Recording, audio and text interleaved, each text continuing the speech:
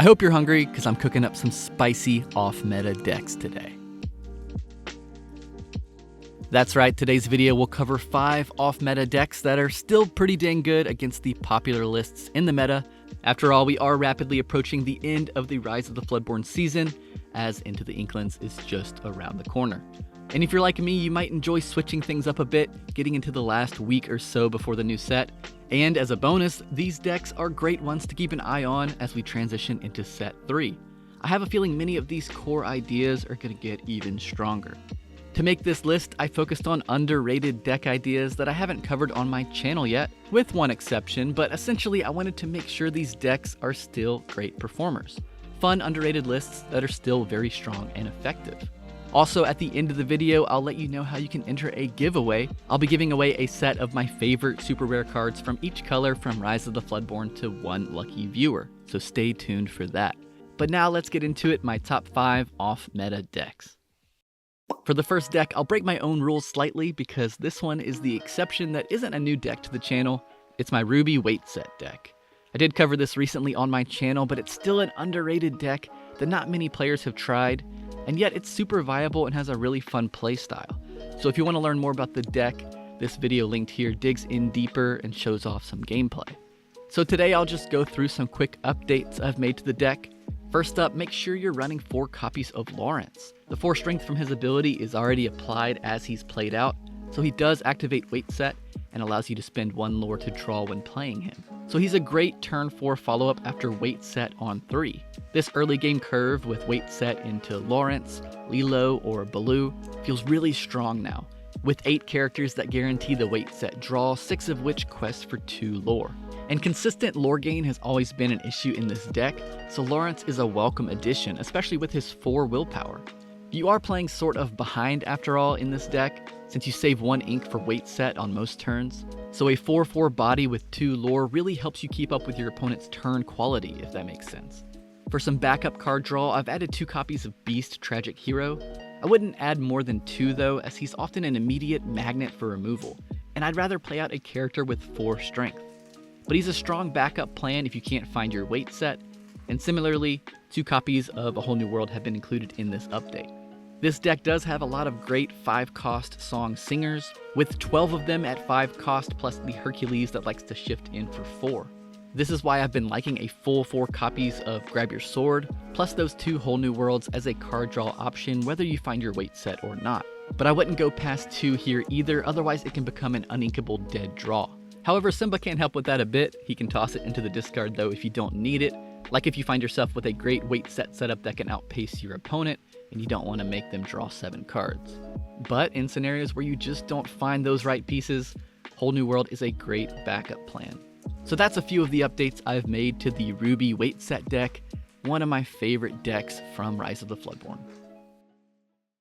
Next up, we have an Amber Amethyst Aggro deck. These decks have been fairly popular throughout Rise of the Floodborn, peaking heavily at times, but also falling off completely in other moments. Lately, Amber Amethyst hasn't been getting much love, with aggro players preferring Ruby LeFou decks or Steel Tiana decks, and this ink pairing has fallen way down in priority. But this version of Amber Amethyst makes use of Mufasa, so let's take a look. The deck opens with the typical aggressive lines with Lilo or Maleficent starting out strong, quickly backed up by Pinocchio. These questing characters can be protected by Simba's Bodyguard, the Snake or Fox bounce, or the Action bounce from Befuddle. And all of these combos are accelerated further with Arthur, who quests and bounces characters back for a total of 3 lore. He's a key part of making these combos so deadly. But all of this isn't all that new, and any aggro player knows that Ruby removal and especially Steel removal are the kryptonite for aggressive decks. So we introduce Mufasa to help fight back. And alongside him comes Doc so that Mufasa can hit the board quickly starting on turn 4. Maximus joins the fray as well as another bodyguard defender who can also make use of Doc's character ramp. If any aggro lovers out there have been wanting to return to Amber Amethyst, this is a great list to try out. It's very consistent with a healthy 14 uninkables, including 4 copies of Arthur for full aggression. The notable omission is no copies of Merlin Rabbit, but with a turn 1 Cinderella singing Friends on 2, or Rapunzel played down for a heal, all card draw comes in free, allowing ink to be spent towards that lore race. There's nothing super novel here, but it's a solid off-meta list here near the end of the set. Next up, we have a super exciting deck I like to call Bippity Bounce. This is an Amethyst Emerald deck, and if you've played a lot of Lorcana, you'd know this isn't exactly a popular ink combination. And throughout the first two sets, any attempt at a strong Amethyst Emerald deck typically resulted in an okay aggro deck that was simply outclassed by other aggressive lists. But I think this Bippity Bounce deck is worth checking out and has been overlooked all set long. And it's not even an aggro list.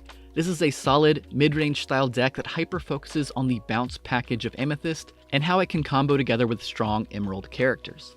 The list starts out with an almost identical core to the Ruby Amethyst bounce control deck, 6 copies of 1-cost 1/3 characters with Olaf and Flynn Rider in the place of what is usually Minnie Mouse. At 2, you have the classic Snake follow-up and the Cusco option, and then at 3 and 4 we have Madame Mim Fox, Maleficent Sorceress, and 2 copies of Merlin Crab, followed by our Merlin Goats and 2 Rabbits. Everything so far is exactly as we'd expect from a Ruby Amethyst list. Even the 4-cost Tink is a natural replacement for Peter Pan's Shadow, granting evasive to a fox or equivalent to take down opposing evasives like Minnie Mouse, especially when you're on the draw. After this, the deck takes a different approach to the mid-game, blossoming into a disruptive powerhouse that can also rush lore if needed. Cards like Ray can pop off when left unchecked, and the 6-drop options of Genie and John Silver can shut down all opponent momentum. Add in 2 copies of Lucifer for discard annoyance, plus your Amethyst endgame of Ursula and Elsa, and you can see why this deck can suddenly become fearsome. But the best part of all is the way these cards work together, with Snake and Fox bouncing the likes of Genie and John Silver along with all the Amethyst characters. This deck provides some of the most creative lines I've seen in Lorcana. Then we go ahead and max out 4 copies of Bippity Boppity Boo and add that to the mix, and the possibilities multiply even further. Now Rabbit can sing either Friends or Bippity himself to draw cards. You can bounce the same Ursula to draw 2 cards and destroy 2 lore on the same turn. And the same can be said for Elsa, Lucifer, John Silver, Genie, and so on.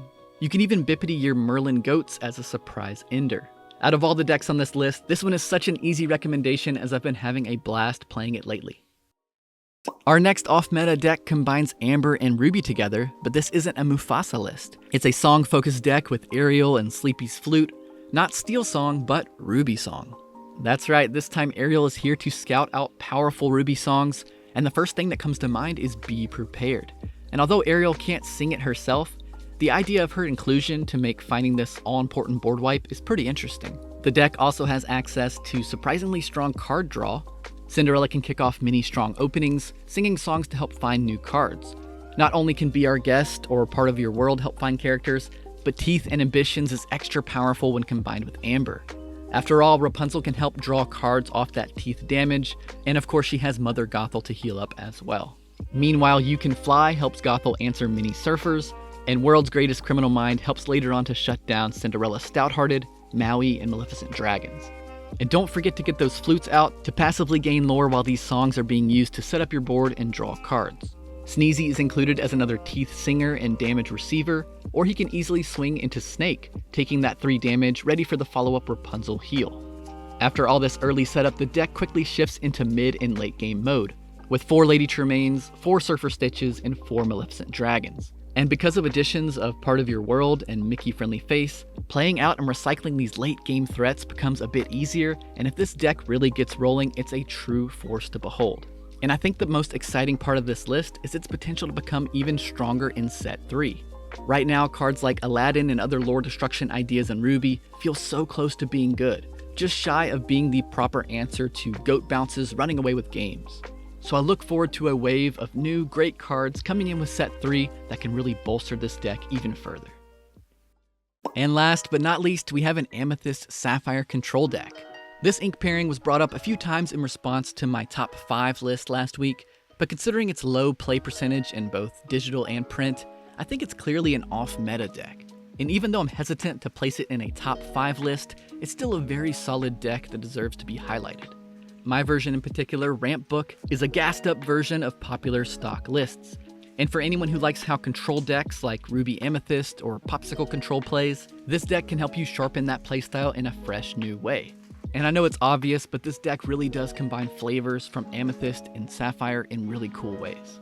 This deck can win by taking over the late game with strong Amethyst characters and cards like Spellbook, playing them out early thanks to the aggressive Ink Ramp in Sapphire. We start off again here with a standard Amethyst early game. Olaf and Cusco are joined by our dueling magicians, Snake, Fox, Goat, and Rabbit. Peter Pan's Shadow joins in as expected to help against Ruby evasives, but we also see the Sapphire item and ramp combos coming through, with Popsicles as a turn 1 option leading into ramp on turn 3 with either Fishbone Quill or Mickey Detective. Playing these cards on turn 3 for that ink ramp is vital, which means I opt to leave out Maleficent Sorceress from this list, but that isn't a problem with Sapphire as your Popsicles plus Hiram combos provide plenty of early game card draw. Cogsworth makes early trading with opposing Amethyst decks fall in your favor, and he protects against a bit of pesky steel damage. Once into 6 ink and beyond, the deck really turns on the heat. Belle is a major threat on her own or with Cogsworth, and with the potential Big Brain Gaston on turn 4 after a Fishbone on 3, he can scout through 3 cards to find exactly what you need, while also threatening to quest for 3 lore himself. Follow him up with Ursula, Hades, and Elsa for an incredibly stacked late game. And remember, each of these characters can be comboed together with Madame Mim Fox for even further potential. And thanks to Sapphire, so much of this can take place early on in the game. When you're up against Ruby Amethyst, that looming Goat win condition can be matched here with Goats of your own plus your spellbooks. Add in the fact that you have even stronger card draw to find those key cards early on, and this deck becomes quite fearsome. And it certainly seems so on paper like this, but there are a few crucial components that this deck doesn't have. You'll notice the lack of defensive Ruby options like B-Prep, Dragonfire, and Maui, but if you pilot this deck with that weakness in mind, you can help mitigate it, and in the right hands this deck can be quite successful, and it's certainly satisfying along the way. Alright everyone, that's my top 5 list for today. In no particular order by the way, just a few fun decks to try out as we enter the Into the Inklings waiting room. Speaking of which, make sure to subscribe and turn on notifications as I'll be posting a full review of set 3 cards very soon. Today's video will be the last one covering Rise of the Floodborn, so I thought I'd celebrate by giving away a few cards. You can win my favorite super rare cards, one from each color in Rise of the Floodborn. Just like, subscribe, and comment down below and let me know what you're most excited for in set 3. I'll pick out a random comment in about a week and send those cards your way. But with that, thanks a ton for tuning in, and I'll see you in the next video. Peace.